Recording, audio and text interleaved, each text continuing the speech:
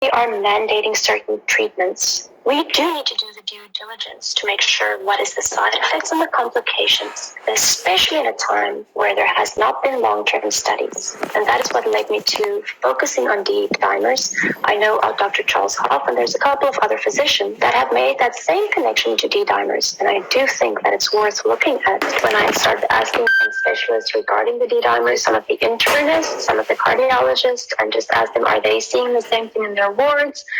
Is anybody looking into it? There was no real interest to go digging deeper on this. We should be willing to ask questions if we are not sure, if we're in new areas, a new field, a new treatment, being humble enough and being honest enough to ask the questions. And I think that is what brought me to this point, especially in the last 6 months. I got to the point where I decided for myself I was going to take a public stance. If I remain silent now, I'm either complicit in this or just not brave enough to stand up against it. And that's why I decided to leave my job with the intent of saying I have to distance myself from this institution at this stage and start fighting this fight on a bigger scene or a different scene.